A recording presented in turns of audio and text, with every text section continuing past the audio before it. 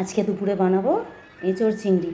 তার জন্য এঁচোড়টা সুন্দর করে ছোট ছোট করে কেটে নিয়েছি আর দুটো সিটি দিয়ে নেব। আর এদিকে এঁচোড় চিংড়ি বানানোর জন্য চিংড়ি মাছ তো আগে লাগবে, তো সেইগুলো আগে ধুয়ে বেছে নিয়ে আর নুন হলুদ একটু মাখিয়ে রাখবো।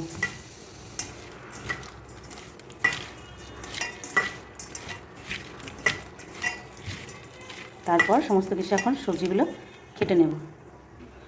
আর এদিকে এই যে আলু, পেঁয়াজ আর টমেটো বেশি করে কেটে নিয়েছি, আর সাথে এই যে আদা রসুনও ছাড়িয়ে নিয়েছি। আর এখন এটাকে একটুখানি কটা শুকনো লঙ্কা দিয়ে বেটে নেব। আর এখন কড়া বসিয়ে দিলাম, আগে আলুগুলো ভেজে নেব।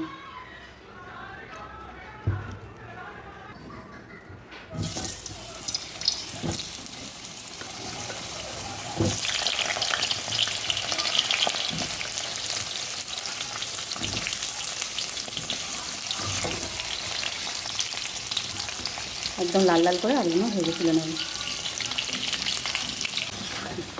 আলুগুলো ভাজা হয়ে গেছে, এবারে তুলে ফেলব। এবারে মাছগুলো ভেজে নেব।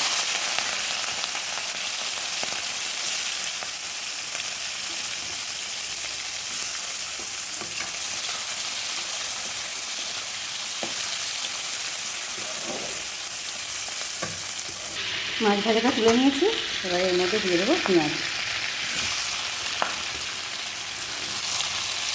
দুটো বড় বড় সাইজের পেঁয়াজ দিয়েছি।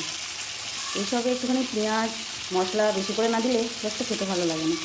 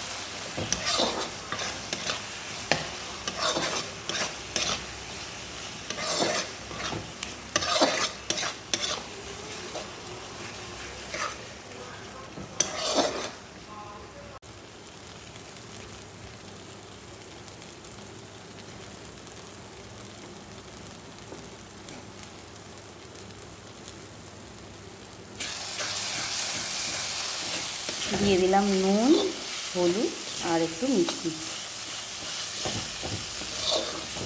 এবারে দিয়ে দেবো এই সিদ্ধ করা এঁচোড়টা। একদম সুন্দর করে নরম করে নিয়েছি।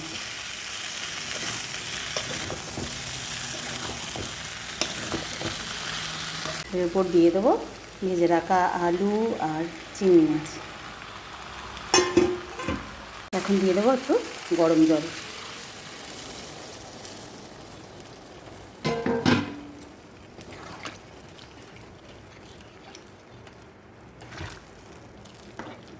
মিনিট 5-7 ফুটে গেলেই ব্যাস সবজি হয়ে যাবে। এঁচোড় চিংড়ি রেডি। ব্যাস রান্নাবান্না কমপ্লিট। আর এদিকে এঁচোড় চিংড়ি একদম রেডি।